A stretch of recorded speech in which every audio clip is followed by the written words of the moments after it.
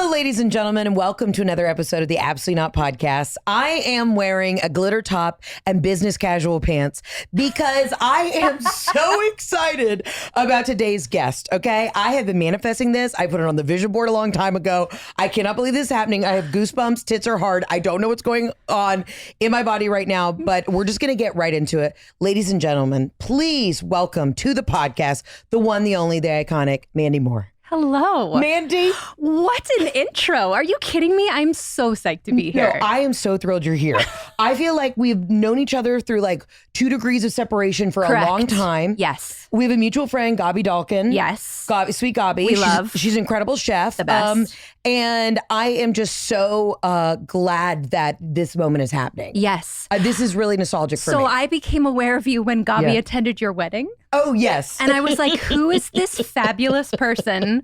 I must know every detail about her life. I Yes. was like, that was the most extravagant thing I have ever witnessed. Thank you. I'm sure along with every other like Instagram follower of yours, like being able to follow along on your journey of your wedding Right. and then your honeymoon.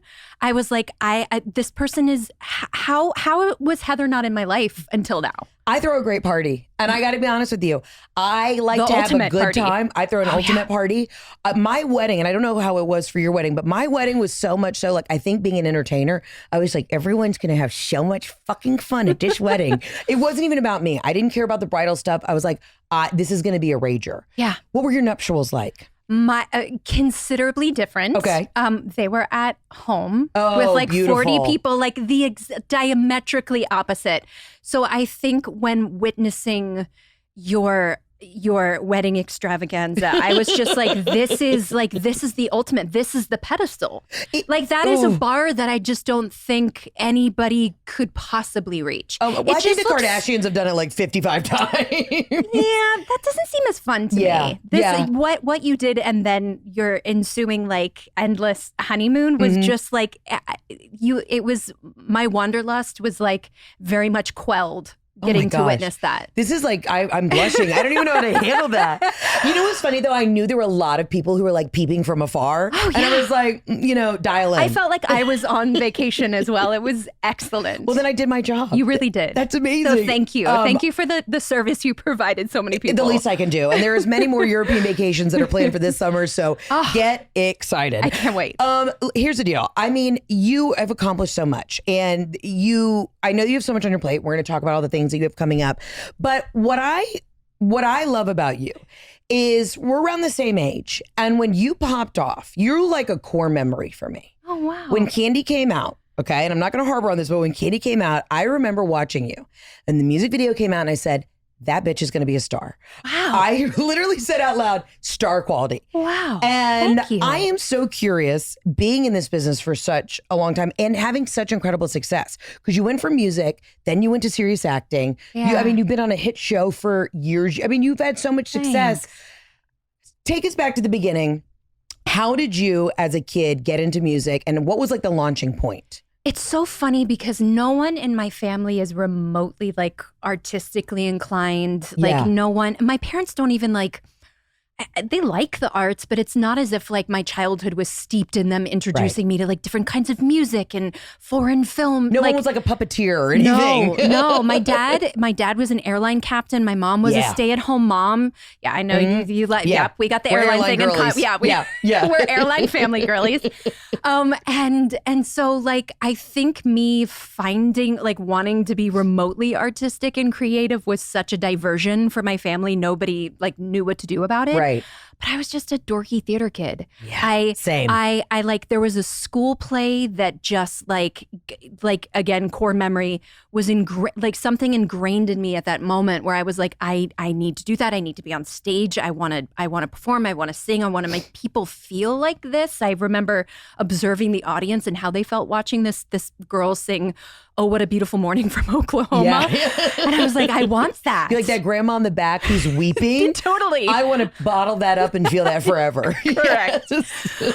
So from there, it was like, I just manifested like finding a way to do musical theater around town, like local theater and school plays and like anything basically I could just sort of pour myself into. Right. Yeah. And then what was the launching point where like things finally took off, that you got that big break into like teen pop stardom? Yeah. So I went from like, I grew up in Orlando, Florida, just a normal kid in the suburbs. And I went from doing like a few little like local commercials and that sort of thing to I also sang the national anthem around town a lot. Yeah, you did. Oh, yeah. Oh, yeah. Now it's like a full-on cringe to think about. Like, I mean, I did the arena football team and the ice hockey team. And I mean, just like anybody that would have me sing the national anthem, I was there with my pitch pipe and my American flag hair bow.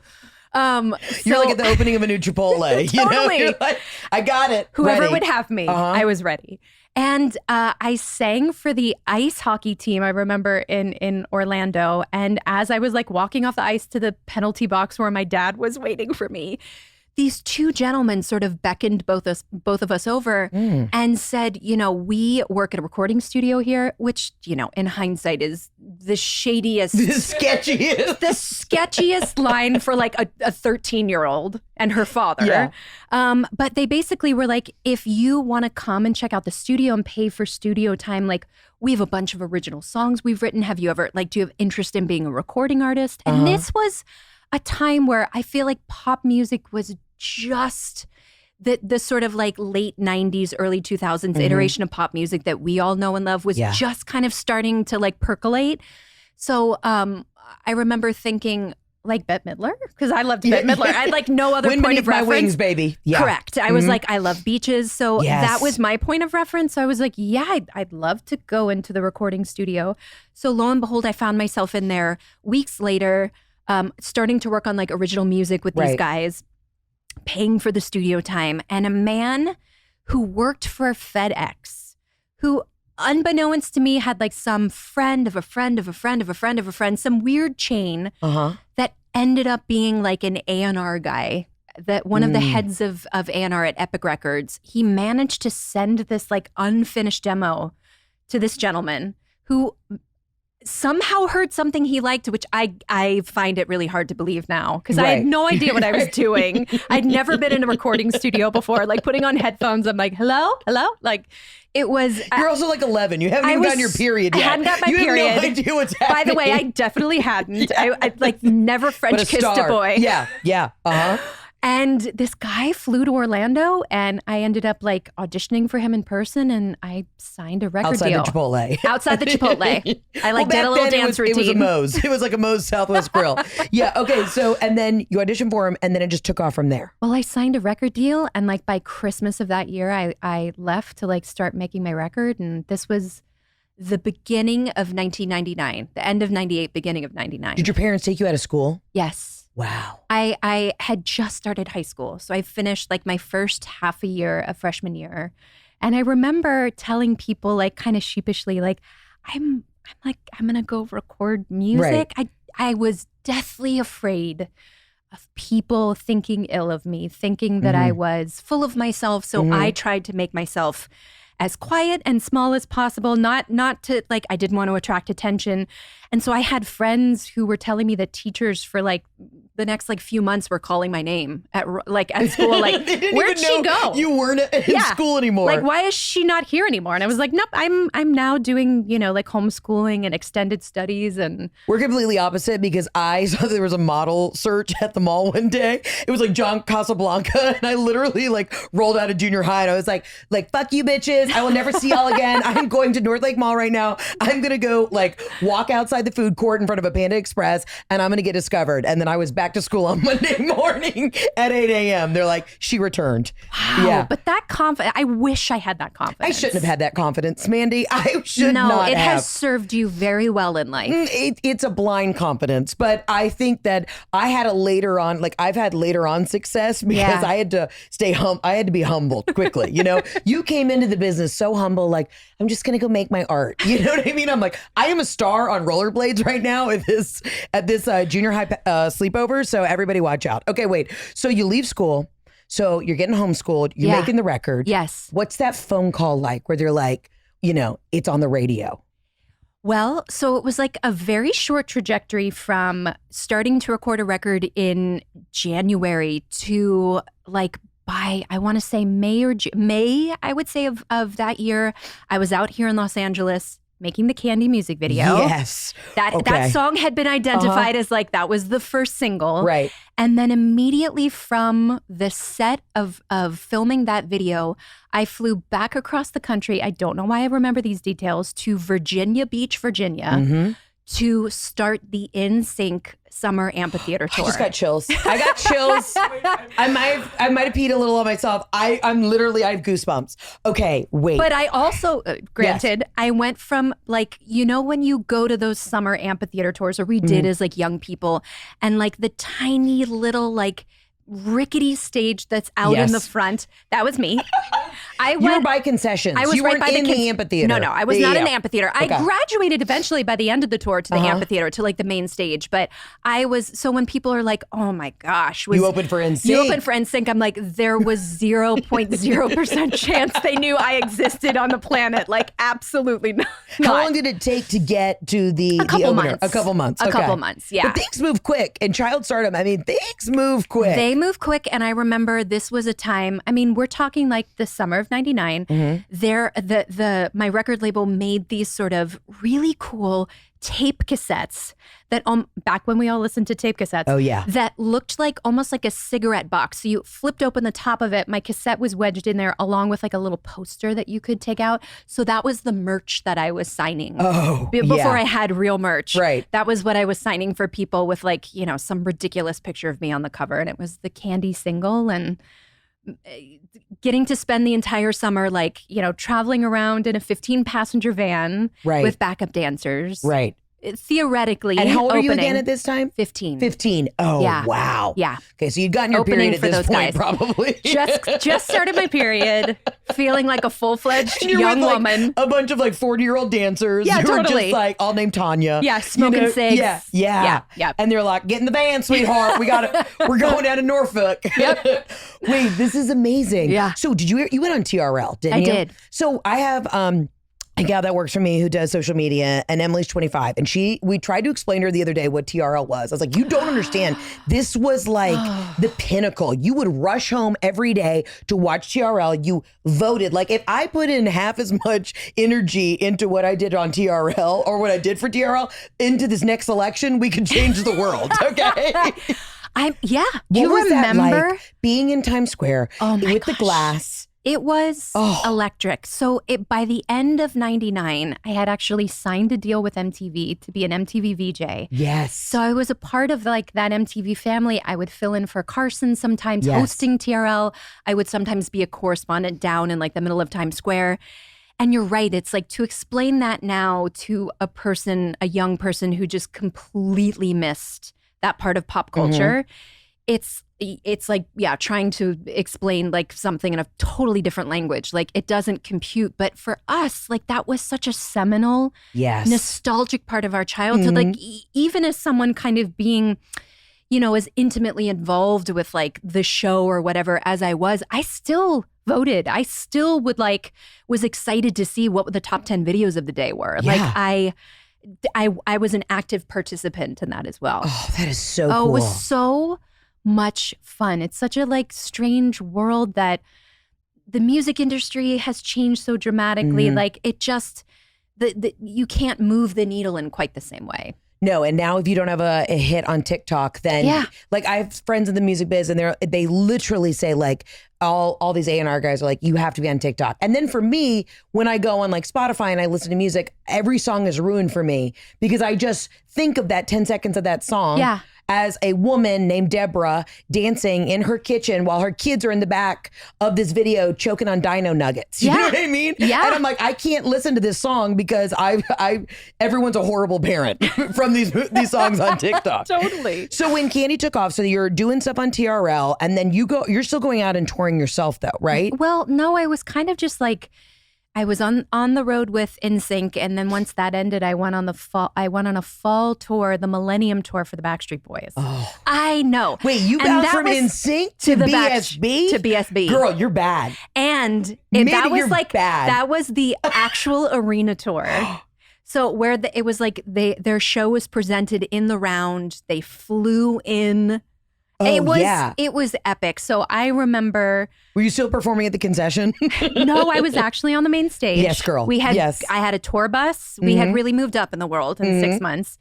And I just remember like, again, walking onto that stage with background dancers and like just looking out to the sea of 20,000 glow sticks. Yeah. And being totally grateful, but fearless in a way that like, if you were to put me in that exact same position now, I would crap myself. Like I would have to have 50 beta blockers. Like there's not enough medication in the world to like, for me to do like, and as a young person, you just don't know what you don't know. And I would walk up there without like a care in the world, not even like afraid that I would forget a lyric or something. And you're just do my thing. I bled through 2 super tampons today.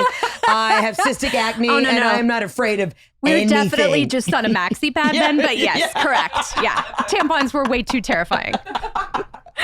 Oh my God, I'll never forget that first time. I was at like a a friend's like party or it was like a sleepover in like junior high, and I was like the last one to get my period, and everyone was like, well, do you want to just like try one just so you know? And I was like, this girl Courtney was like Heather, you've got to just like try one. And I was like, just trying dry tampons. Just people were cheering, just the girls, you know what I mean? They're like, Heather, you got this. I was like, guys, this is so uncomfortable. It's not going in. They say youth is wasted on the young. You know, if you only know what you know now. I don't know why I shared that. Mandy Moore, I'm so sorry. Listen, that's what this is. That's what this podcast is. We're just sharing tampon stories. Josh, go ahead and mark that, and we're going to make sure that we use that as the trailer teaser clip to Mandy Moore. Okay, so you're going on the road with BSB. Now, I got a question, and I'm not trying to stir the pot too much. Yeah. But did you have one boy band that you liked a little bit more than the other? I would say because I was on the main stage with BSB. Yeah, BSB. I was like, and it was a full production. Right. Like there was a difference between the lovely NSYNC boys and their like summer amphitheater tour, right, versus like that arena tour, which felt like super pro. And that was like, I want it that way, like that record. And you know what I mean? It was like hit after hit after hit. And I just remember being like, I was such a deep fan of both bands, but that record in particular. Did you ever get like crazy like hate mail or anything where like, the super fans of the BSB guys were like, what's Mandy doing hanging out with our boyfriends? Nothing that ever like reached me. I mean, I'm sure it was palpable, like walking into these shows and young girls looking at me going like, how dare she? Like, who does she think she is? But thank God that was before the advent of social media. So it's like, I was not hit with like a barrage of like, there's no way to really reach me. Like, you could write like a nasty letter that would somehow end up at like a manager's office or something, but nothing ever reached me. You had to send directly to a manager's office. Yeah. Oh, I tell you what, I used to, like social media came out is right when I got into college. I was like one of the first years that like Facebook was a thing, and you had to have the college email in order to get up for, sign up for the Facebooks. Oh yeah. If the social media was around when I was in college, forget it. I would be in prison. Like I can only imagine what it was like growing up, being young, being in the spotlight without social media. Like what a blessing. What a blessing. Because it's already hard, period. It just being at that age, that impressionable age, again, you're fearless, but it's also like, could you imagine if you had grown women being like, you're dancing like a whore, Amanda. You know? Absolutely. I'm so glad I didn't have to contend with that. I don't know how young people, especially like that are up and coming in this industry and that have no choice, like you have to use it. You have to be an adopter. You have to engage with it. You have to play the game. Yeah. That I just like as a young person trying to figure out who I was, that would be, excruciating. Yeah. So then you made the jump, and I got to say something. I'm not pitting you against any of these other starlets, but the other gals that came up with you at the time, I think you must have had the best team around you, the most solid parents, the most solid family. I feel like you're the one who's taken the healthiest path, if you will. Kind. I have incredible parents. I absolutely owe the fact that I am 40 years old. I've been doing this for 25 years, like to them and the foundation that they laid for myself and my brothers. But I will also say, in defense of any of my contemporaries, they were extraordinarily famous, like in a stratosphere that I never touched. So I feel like the fame, the success, the adulation that they had to like endure and digest was so different from what I lived through as a young person, you know, like Right. I was still very much allowed to walk around the Beverly Center here and the go to Beverly Center. the That's Beverly a privilege. Center. Yeah. To be able to just cruise around the Beverly cruise Center. around the Beverly Center. That is a And we're talking like in 2000, 2001 when it was Wow. like the place to be. You went to Guess. You went to, yes, the limited Bloomingdale's. Bloomingdale's. Oh, I ate yeah. at CPK. Yeah. I went to the Oh. movie theater. Like, Wow. I was able to be a normal, regular teenager. And then when I put on like the work hat, Right. I was allowed to do that and be kind of in an adult world and have those responsibilities.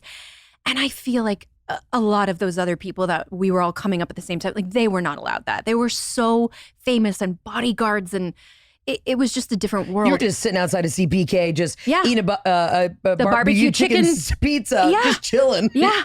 So when did you make the jump into acting? Shortly thereafter. Right. I was 16 when I made The Princess Diaries. Oh, iconic. Iconic. So I was a kid, and I also I had never done anything professional. And God bless Gary Marshall for giving Matt R.I.P. I loved him so deeply. He was such a kind, incredible soul. Giving me the chance to be a part of that film because I didn't know what I was doing, Right. but I had so much fun. And I remember thinking oh yeah, if I can be around other young people and we're all making this thing together. It was like summer camp. I'm I want to do more of this for sure. So that was also 2000, shortly after that, I would say that early that next year after the Backstreet Boys NSYNC run in 99. And then just the Princess Diaries. And Just the no big Princess deal. Diaries. No yeah. big deal. No big deal. And then when did A Walk to Remember come around? Right after that. Yeah. Yeah. I mean, that was 2001. heavy. Yeah. That was, I mean, I remember watching that and just thinking your acting was, I am so impressed when people are great dramatic actors. Comedians, they say we could be good dramatic actors. I mean, I'm always on the verge of crying, but that was such a great movie. And I think for a lot of people our age, that is such a turning point, even as a young adult, right? It tapped into, this young dating, the high school stuff. Yeah. And then, you were dying. And then I was dying. I know. And I think that old adage of the bad boy that you're able to sort of see the good in, and he turns a corner and becomes the best version of himself for you. There's something so romantic The about scene that. is pretty great though when you show up and you're like, hey, are we hanging out? And he's like, I don't know who you are. That scene crushed me. I was like, you do know who she is, you little shit. You're in love with her. You're in love with her. You just can't admit You don't it. even know she has cancer yet. Right? Wasn't it cancer? You were dying of cancer. Leukemia. Yeah, you had leukemia. Oh my God.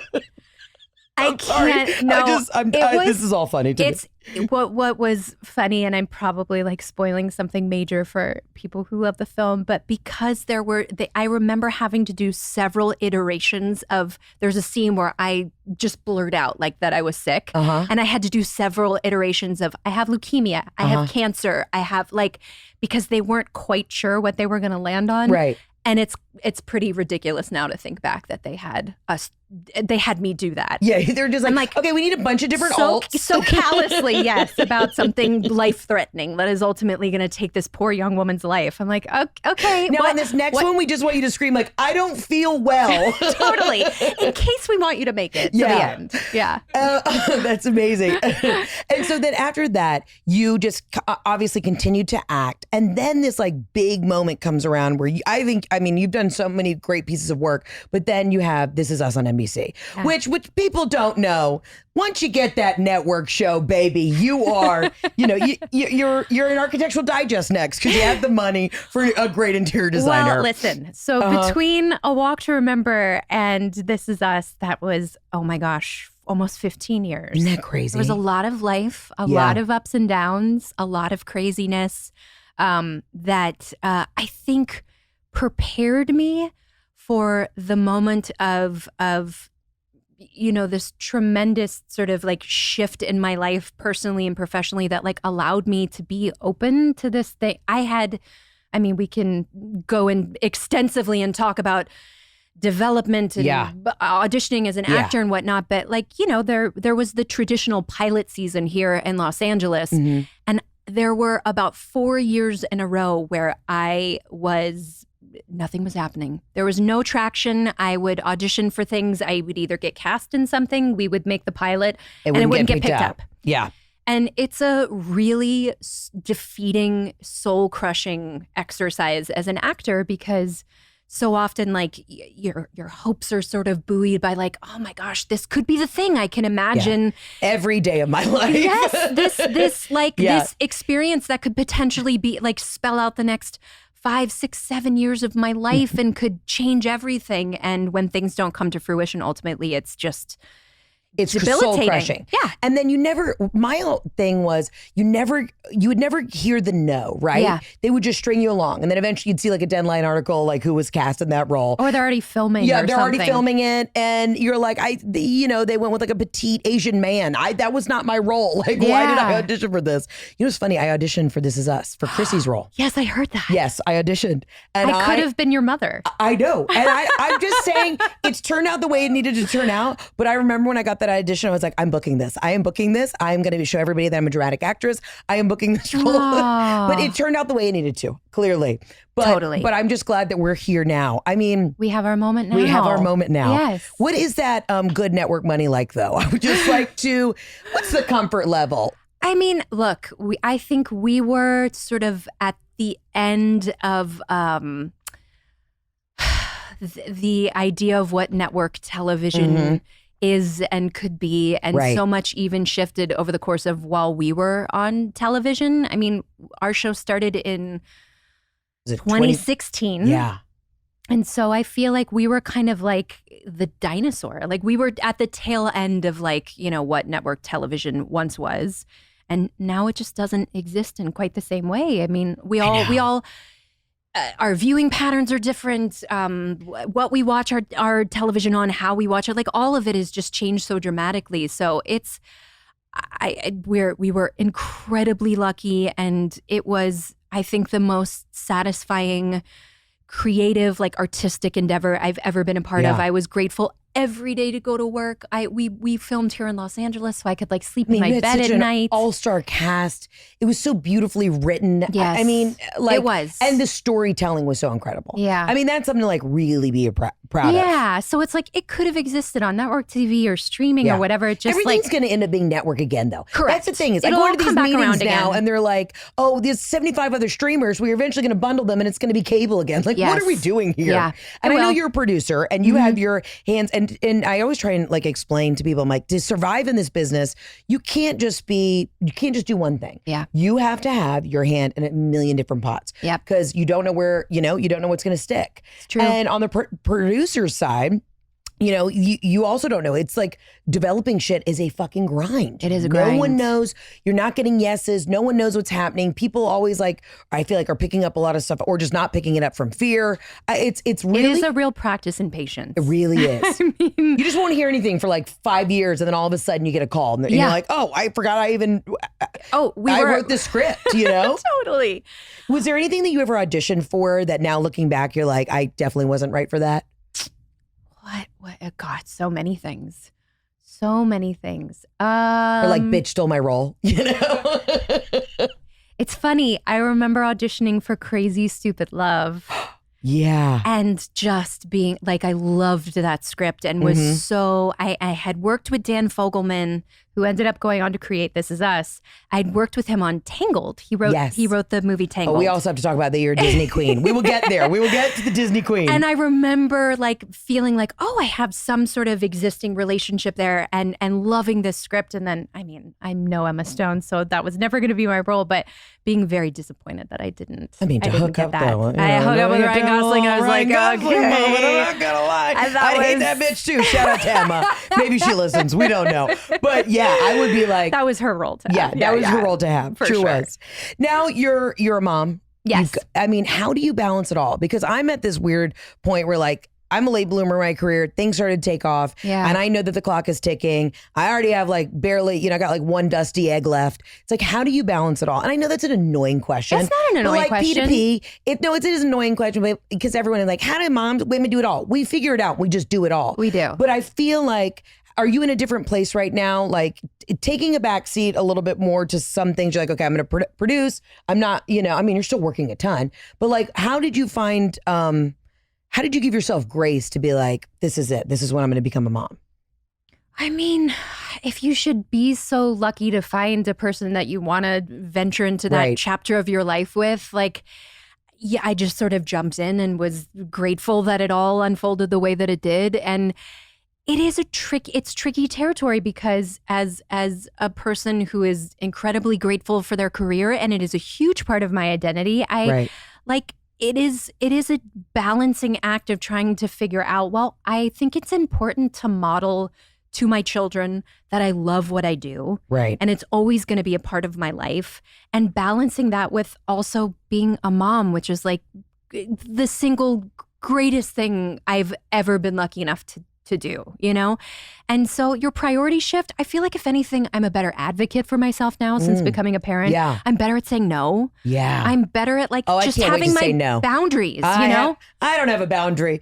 Mandy, I don't even know what a boundary is because I've been in this space, especially in comedy, just been like, yes, yes, yes. And I'm like, I can't wait to just, pick up the phone from an agent and go, no, I'm not doing it. I'm good. This is the Absolutely Not podcast, but it's been absolutely full throttle for the last 6 years. Well, That's gotta feel refreshing. When you enter that chapter in that season of your life, you will find that it just comes naturally. You don't even think about it. But yeah, I still struggle with that because, you're like, opportunities come up and you're like, well, I mean, I feel really lucky. I had my first little guy and I was on This Is Us and I went back to work a month after having him. Wow. It was just like, I had to jump back into it, but it's an ensemble. It's a humble brag that Mandy has a fast metabolism and bounce back quick. No, I'm just kidding. Not true. It's just angles, the way that they shot everything. It's lighting and angles. Lighting and angles. Oh, correct. Every woman knows you gotta have the good lighting and angles. I shot that show until I was 9 months pregnant. Wow. Granted, I jumped back and forth in time too. Right. So sometimes I did happen to be pregnant. Right. And sometimes I wasn't. And then I went back to work with my second guy when he was 6 weeks old. And I felt lucky because I wasn't looking to work, but this opportunity kind of landed in my lap. And I was like, yeah, I want to do this. And I'm grateful that I had the support infrastructure in my life to make that happen. And I got to bring my baby to work with me and it's beautiful. Made it all work. God, you're so inspiring. I've been teeter-tottering back and forth. I mean, I guess my life's a little different because I'm on the road and it's a grind. I'm throwing a baby on a baby Bjorn and going to do shows in Sacramento. I don't know. But if that's what I got to do, it's what I got to do. You'll figure it out when you're like, I'm going to do this. It's like, it will all figure itself out. We're women and we somehow we're heroic and we manage to make it all work. Isn't it so wild that we get so much shit done? My husband will, I don't know what your husband's like, but my husband will write a list. I'm a big list person because I have crippling ADHD, so I have to write it down. I'm visual. Sure. And I gotta strike it off the list. My husband will get 3 things done in a day. And I've done an entire yellow legal pad of shit. It's and we can have a female president. I watched my husband try and put on a duvet cover for 2.5 hours the other day. And I've never been so turned off in my life. I'm like, you can't figure out how to put on a duvet cover? Get your shit together. I love it. Yeah, we're struggling out here. Listen, I wanted to, and I hope this is okay with you. I really feel like you would be fantastic with answering some voicemails. I usually just do this solo, but I feel like this could be right up your alley. I mean, just to be an active participant in this segment of the podcast is dreams do come true.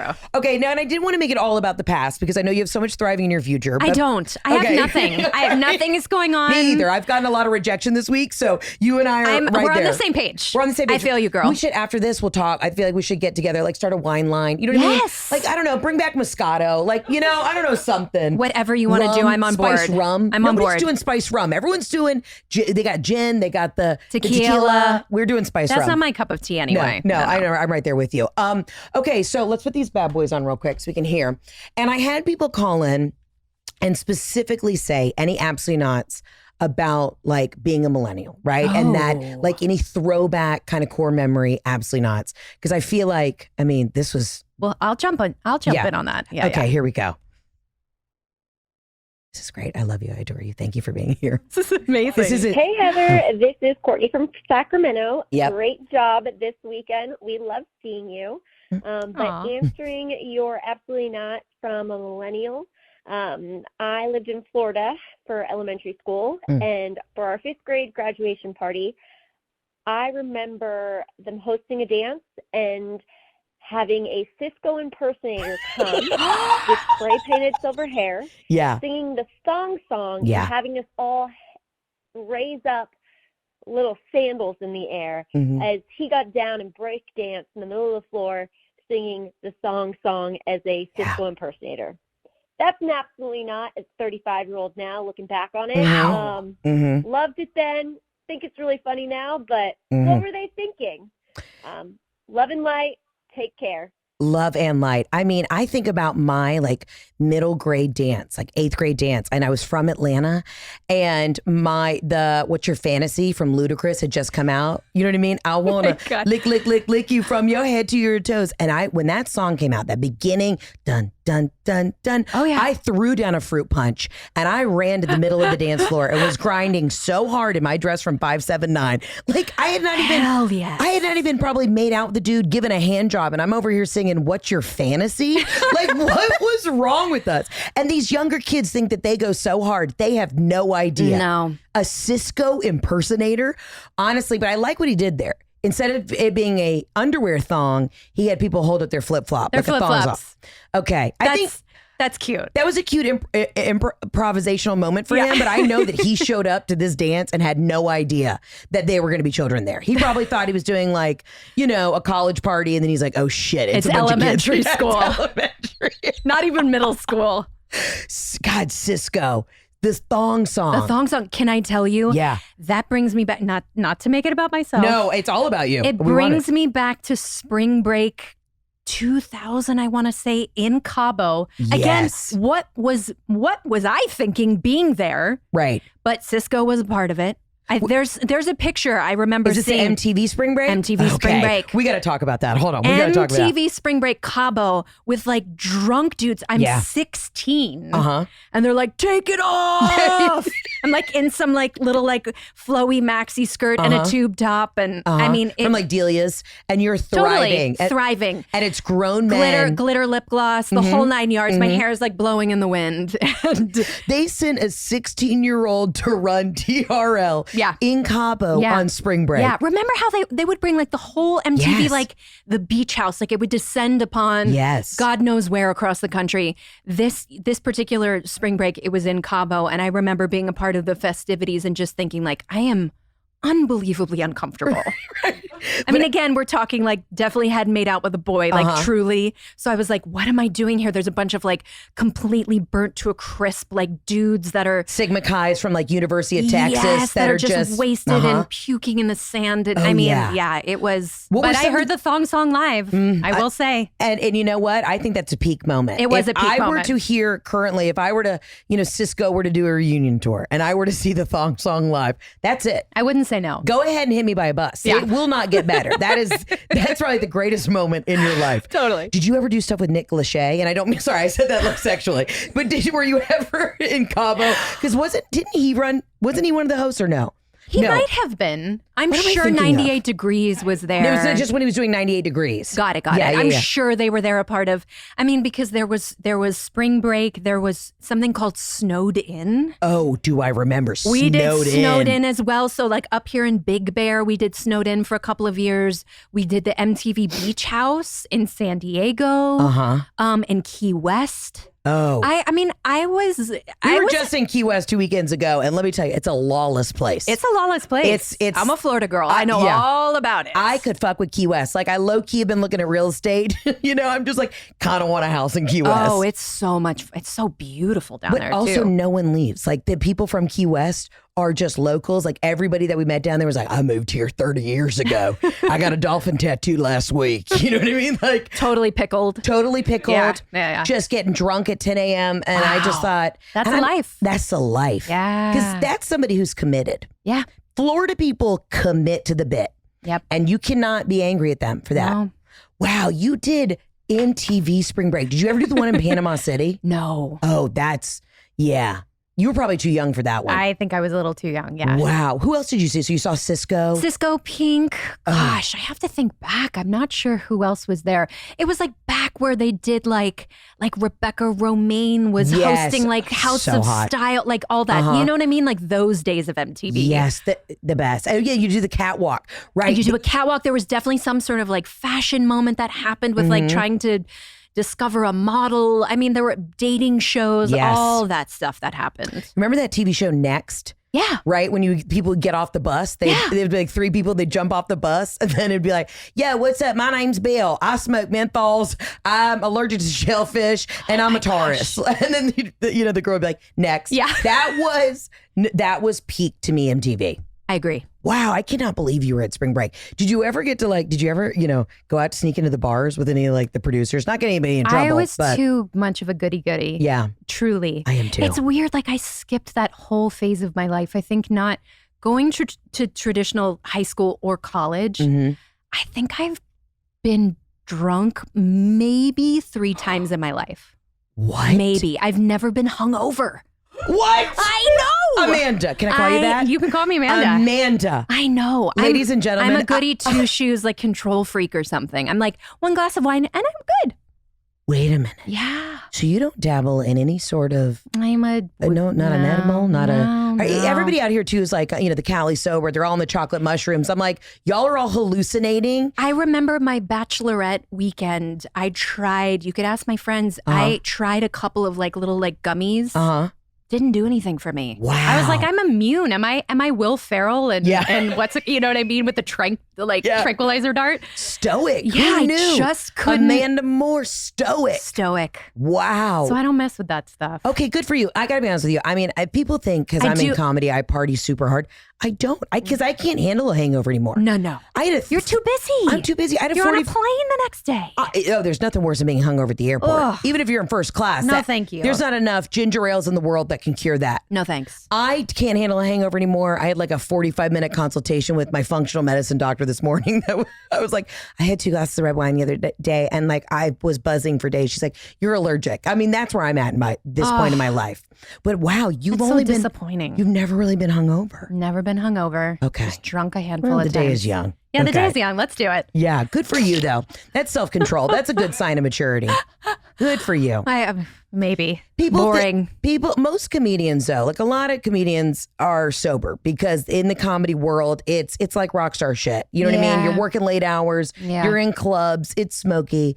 But everyone, when I first got out on the road, people would think that I would party before my shows. I'm like, no, I'm an entertainer. I got to put my tap shoes on and a glitter suit. Yeah. I'm sober at these shows. Correct. And these girls would be like, come across the street. We're ripping shots. And I'm like, please, I can't join you. I'm doing hair and makeup and doing a vocal warm up. Exactly. I'm a theater kid. Yeah. You're lighting a candle.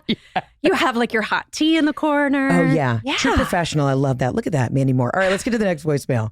That's great. I can't believe you've never been hungover. Wow. She should run for president. Mm-hmm. Hi, Heather. This is Tiff Potter from Cincinnati calling about my millennial. Absolutely not from the 2000s, but this is kind of an absolutely yes. I hope that's okay. Yes. We don't solve any of the world's problems anymore by getting into a dance battle. I just remember every 2000s movie. Mm-hmm. There being some sort of dance battle, Camp Rock is a good example of that. And just the world came together on the dance floor in music and movie television, but also in real life. We never fought. We were never taking pictures. We were never doing anything because we were too busy sweating so hard on the dance floor. And I feel like that's what the 2000s were. If you had a problem with somebody, you just met them on the dance floor. And I just, for one day, wish we could bring that back. All right. Love and light. Absolutely yes. I mean, I completely agree. Simpler times.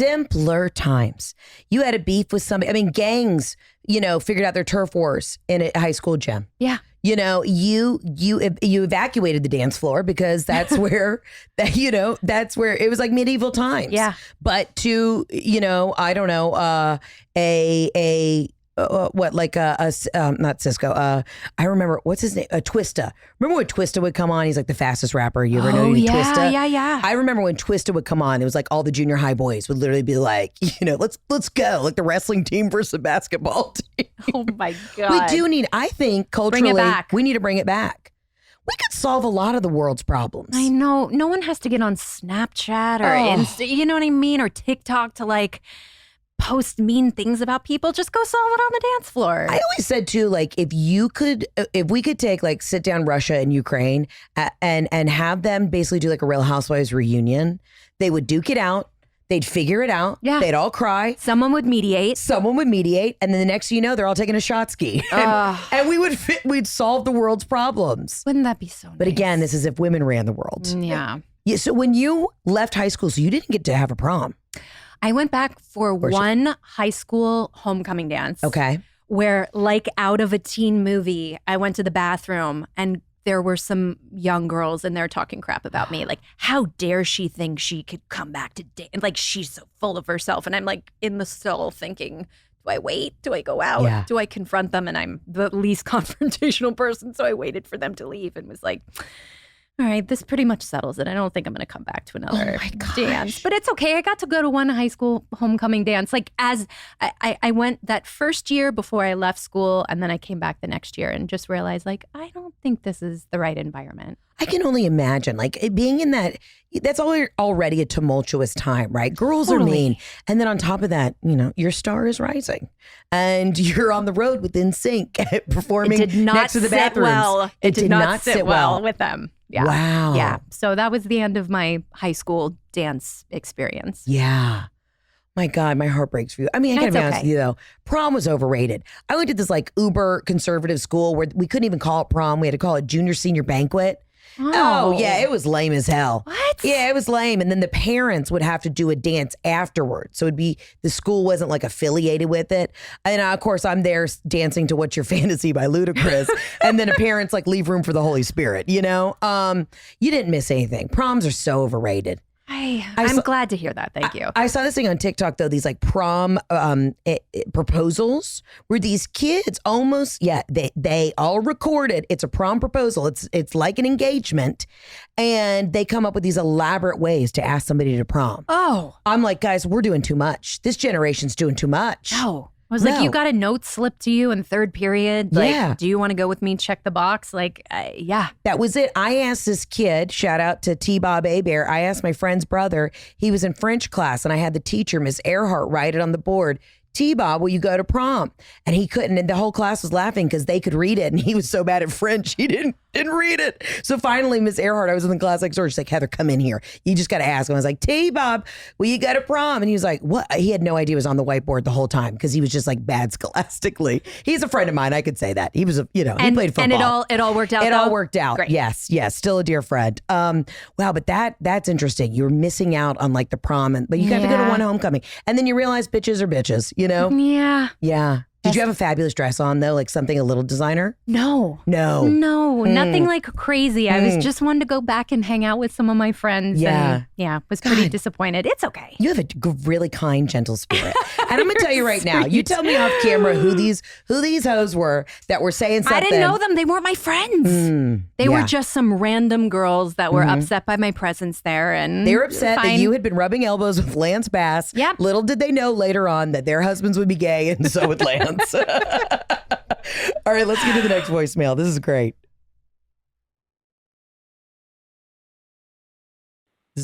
Hi, Heather. This is Stephanie from Houston, Texas. Absolutely not. Dresses over jeans. Why? Mm-hmm. Why did we ever do that? Mm-hmm. And why have people started to do it again? I don't know, Stephanie. Yeah. No, ma'am. No, ma'am. Have a great day. Okay, that's wow. That was a perfect voicemail though. Clean, concise. I used to throw in a juicy couture terry cloth. Remember the tube top dress? The tube dress? That made everyone look pregnant. But I was thriving because I was already in apple shape. So I was like, well, the thin girls look pregnant. We're all in this together. Over a pair of like 7 jeans. Oh, Heather. I mean, I'm for sure did it as well. Yeah. I feel like I can remember specific outfits, but I agree. It was terrible then. It's terrible now. Like, the onslaught of like revisiting the late 90s, early 2000s in fashion, I don't know. Did you see the thing that's about to come out? Now you have on the meshy, the bedazzled shoes. Yes. Okay. What are these? Like the Row or something? They're Kate. Okay. Well, these are really nice. Thank you. But did you see? Remember that slipper? And everybody had them. And they were bright colors, and it was just the top. And I think they're called like the Chinese slipper. Yes, that's what they're called. Yes. The like satin ones. Yeah, the satin ones. But they had the mesh, and they had the flowers on them, and you had like hot pink and blue. They're coming back, and everybody knew. And I remember how stinky everyone's feet were. Oh yeah. In those little mesh slippers, running all over Manhattan. Oh yeah, they're back. They were barely a shoe. It's like your foot was pretty much on the pavement. If you stepped on a needle, it was over for you hoes. Yeah. Wow, they're having a comeback this summer. Everything's having a comeback. Now, I never got on the trend of like, the straight jean. It just does not fit my frame. It's not my thing. And then when everyone was doing the crop tops, I'm like, what are we doing? Never. I never did. But now I see the tube tops and the sort of triangle handkerchief tops and the low-rise jeans. And I mean, God bless you, young people, but man, I didn't like it then as a young person, and I'm definitely not subscribing now. Did you ever have a fashion faux pas like on a red carpet where you look back and you're like, so many. Yeah.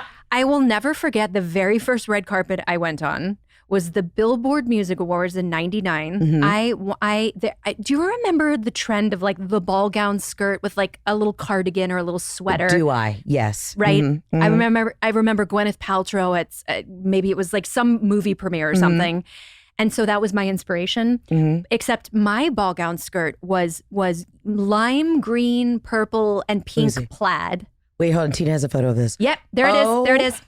And a pink Angora sleeveless turtleneck with crystals on it. I had green eyeshadow, I want to say. Yeah. I mean, but you could, I had long blonde extensions.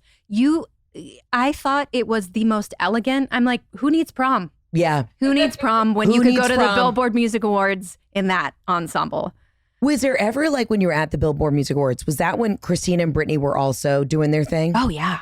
Did they ever throw you guys in a green room together? Never. Never. Really? No, I never crossed paths with any of them. I with Jessica Simpson I did, but never with Christina or Britney. Wow. Never met them. Okay. No.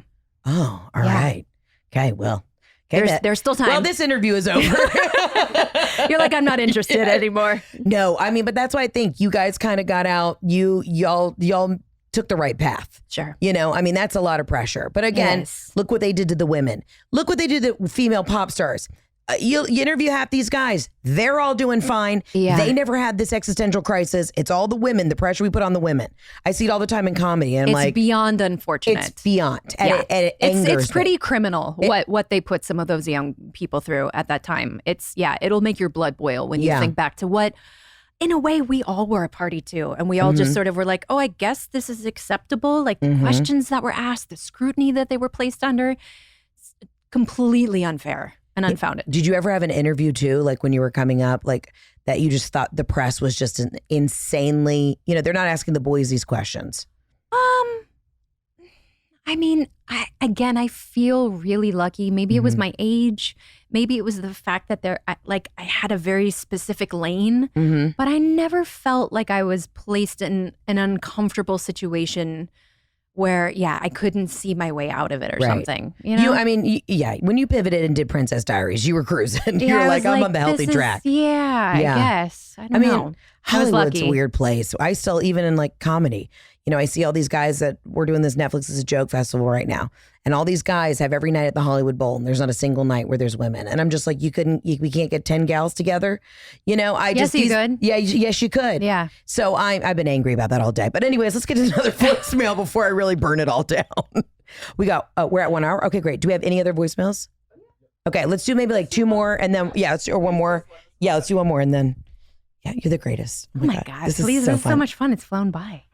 Hey, Heather. It's Allie from Memphis, Tennessee. Mm-hmm. And my Absolutely Not Millennial edition, I believe, started in the 2000s. And it's perfect for today being the last day of April. It is when people post It's Gonna Be May Justin Timberlake meme on social media. Yeah, it's today done. Or tomorrow. But really, I think what grinds my gears is when people post it like days in advance because they want to beat their other millennial friends who will also post it. It's like somebody posted it a week ago and said, no, in 7 days, ... or like in 5 days, in 4 days. Like, we get it.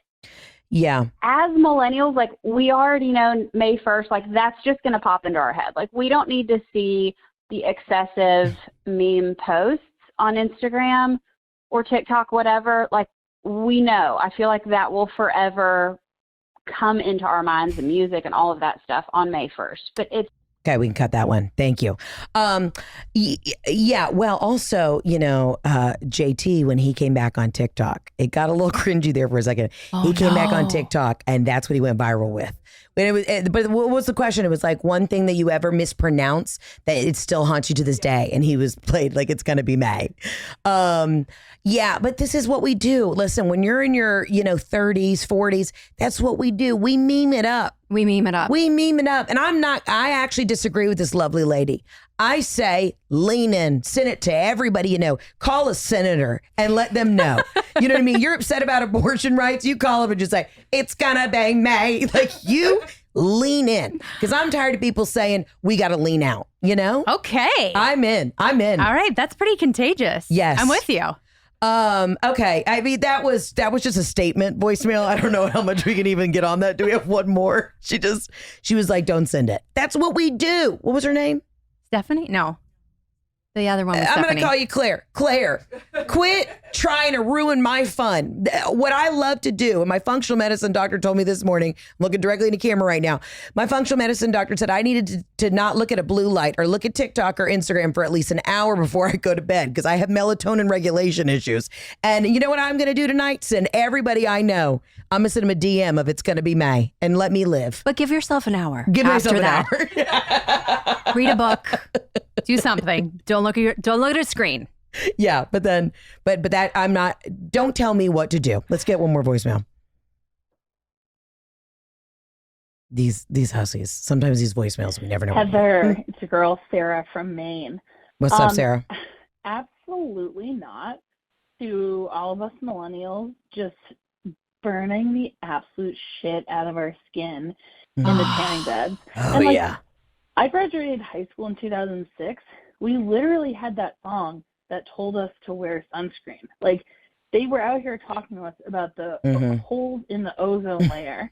And yet every day, for some of us, we walked into that tanning salon. Yeah. We slathered on our lotion. Sure did. We put on our stupid little heart or Playboy bunny sticker, depending on how much of a slut you were trying to come off as or were in your heart of hearts, which is fine, no judgment.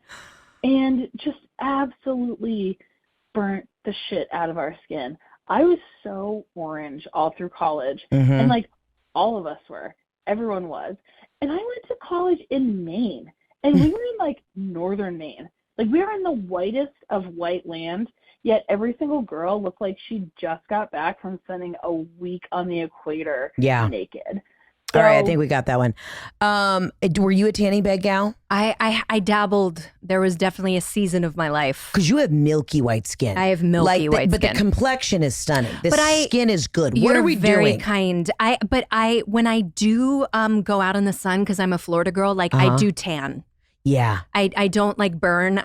So I was a tan. Like I subscribed, I should say, to the tanning bed for a portion of my life there. There was a place at my college, this tanning bed place on Thursdays. It was happy hour. You got to lay in a tanning bed for 20 minutes. Then you would get in a spray tan booth because the idea was you'd lay in the tanning bed, your pores would open. Yeah, so you would absorb more of the tanning more of the sunless tan. Oh my God. And then I would go to like happy hour after that. I'd go back to the sorority house, freshen up a little bit, douse myself in some sort of bed, Bath and Body Works. So you didn't smell like the tanning solution? Like the tanning. And then I would go to the bar and just rage all night. Yeah. Oh, See, yeah. that's what I missed. You did miss that. I missed that. I didn't miss prom. No. But that sounds pretty fun. I will say, high school, I always tell these kids, my high school asked me to come back and speak. And I'm like, I don't think you want me to speak because I'm going to be way too honest with these kids. Like, I'll scare them straight a little bit. You know what I mean? I'm like, who gives a shit what anybody thinks about you in high school? People who are like, there are people that are going to peak in high school. It's college. College is when you get to college and you're cool, you're destined for greatness. I do think. I think they need to hear that in high school, I think they do too. Like, just wait, just get out of here. Be a nice person. Do well, be kind to others, spend time with your parents, and then get to college and really let it rip. Yeah. God, you did miss a lot of things in college. Let me think what else you kind of missed in college. Tino, where's some things? Tina's in the studio sitting over here. I mean, specific things. Oh, yeah, rushing. Yeah, yeah. I think you would have crushed as a sorority girl. Really? Mandy, if I walked into like the Phi Mu house and you were standing there and you're like, welcome to Phi Mu, I'd be like, this is what I'm going. Yeah, you would have crushed. Oh, wow. And say that again? Oh, tailgates. I mean, I did grow up in Orlando. My parents were big Gators, so we did do a lot of like tailgating for college. We were big college football people. So I didn't have the like college experience, but I definitely loved that growing up. Also, I mean, you do the national anthem everywhere. So you've been on plenty of fields, and nobody can say you're not patriotic and don't love American things. I have, yes. Yeah, but those tanning beds, dude, those were the days. Those were the days. I mean, I haven't had a weird mole in a minute, but it's also confusing when it's a precancerous mole. It's confusing. What does that mean? Because pre-cum means you're pregnant. You know, that's one and done. But precancerous, I'm like, what does that mean? Where they biopsy and they're like, it's precancerous. I'm like, so if I would have sat out 10 more minutes, I would have melanoma. I'm confused. I don't know. Maybe if you didn't do anything about it. Yeah. It has the potentiality to become cancer. I don't know. Yeah, I don't know. It's very confusing. It is What's confusing. your beauty regimen, if you don't mind me asking? Hard pivot. I mean, it changes. I don't really have one. You don't have the secrets in the toolbox? No. I need the secrets. I feel like I was just talking about this with the makeup artist. You're kind. I was talking about this with the makeup. I was like, I'm so naive whenever anybody talks about plastic surgery or doing this or doing that. I'm like, really? Like I really am so naive about all of that stuff that happens in this world, specifically in Los Angeles. Like it is, that's a world I know nothing about. And I feel like an idiot. But don't feel like an idiot. I mean, when you're naturally drop dead gorgeous, you know what I mean? You don't need anything. I have heard is that everyone's doing the little micro treatments, right? So, yes, the eye thing is what I've heard about. They're all doing the fox eye. They're all doing the upper black. Yes. And I'm ready to get my neck done because it's gotten a little loose recently. No, I just need a little tuck. But I don't want to do anything to my face. I just want this to be a little tighter, but it's all micro. So you go in and it's like, you're done in a weekend and nobody knows. I mean, I haven't even had an appointment yet. I don't have time. You know what I mean? I'm on the road doing shows in Salt Lake City. We're gonna have to trade secrets here because I need to know about all that stuff. What's your guilty pleasure? Like your thing that you really treat yourself. Like I'm a massage girly. I'll let anybody rub me. I love a massage. I love a massage. Like room service and massaging. That's what I spend my money on. Yeah. That sounds very sketchy, but travel. Travel. I'm like you. It's like I think being the daughter of an airline captain. You got to go places. And you got to be comfortable. Like that is the one place I've always felt like I will spend my money on a nice way to travel. Who'd your dad fly for? American. I thought I knew that. Yeah. Okay. Yeah. You're a Delta girly. Are you still American girly? I go back and forth between Delta and American. I don't have any one allegiance. Hey, listen, it's fine. What was your dad's captain name? His name's Don Moore. Captain Moore. Shout out to Captain Don Moore. Thank you for your service. How long was he flying? 42 years. 42 years. Yeah. Listen, my grandfather was a pilot. My dad just flew for fun, so he never worked in like the airlines. But then your mom was. My mom was a stewardess, right? Well, she worked baggage claim. That's how she and my dad met at Eastern Airlines. Stop it. My dad was driving the lavatory truck. He was Stop it. That's how they shitting met? the airplanes, and they met because he came down to baggage claim one day. She was working the ticket counter right next to baggage claim, and my dad heard that there was a hot new redhead that was working, and he's 11 years younger than my mom. Came down. My mom said she didn't remember what he looked like. He just had a baseball hat on, and he had a really cute voice because my dad had like a very Southern voice, and he was funny. And the next day, she found out what department he was working in, called him, and they went to lunch. That's it. Wow. Yeah. So your mom took the initiative. My mom took the initiative. Wow. I love that. Yeah. Very sweet and romantic. Did your parents meet on an airplane? They did not. They met in high school. Oh, yeah, sweet. Yeah. But then they did divorced, and that's a whole other story for another podcast. But no, everybody's good. Okay, good. Yeah. What is next for you? I mean, I think you've already accomplished so much. You're such a cool gal. What is on the vision board? What are the things that you want to do? I would love to produce something that I'm also able to, act in as well. I haven't been able to do that as of yet, and that feels like the next step. Yeah, I've been trying to do that for 7 years. We're in the same boat. I feel you, girl. And then you'll get there too. They always say like, okay, so who's somebody really famous that we could connect? Like we'd love that this is a starring vehicle for you, but we need a really famous mom. I have been so like, I will send flowers to anyone. I'm just like, please play my mom. And then we can't get it picked up. We need somebody really famous to play my mom. What if I did like a sister comedy? I'm in. Are you down for comedy? Because I know you're funny. You're sweet. I will. Or you can cry the whole time. Listen, I'll bring the funny. Great. I'll just ride your coattails. I'll be the emotional one. Yeah. We'll be the yin and yang. The it's yin balanced. and yang. Yeah. Maybe we do like a sister thing. Great. Where, I don't know, maybe you have, maybe I you're always dying wanted again. a sister. You're really good at dying. So maybe we find out you have an incurable disease. And that's just what I'm known for. Yeah, it's just dying. No for. Yeah. But then it's something like we find the cure. Like what's something that's low key, like it's bad, but it's also like not that bad. You know? We'll have to figure it out. Yeah, we'll figure it out. I think we could play around with this. Like, you know, it's, I don't know, maybe it's an eczema thing. Yeah, You're riddled with yeah. it. Because that's something that I can write from that. That's an honest perspective. I have eczema as well. I'm not riddled with it, yeah. but it's on my face. So yes, I get it. Yes, I do get it very much. Maybe that's it. And we're like fighting to find the cure. Maybe it's just like a parent has died. I don't know. There's got to be some sort of death element in it, but I think we could really Well, look, we'll sister go get this up. wasted right now. Yes. So I can be hungover for the first time. And we'll just like, we'll riff on this for a little bit. We'll riff on this. Yeah. And then the next thing you know, we're at the Oscars and people are saying, we didn't know 2 white women could do it the way they did it.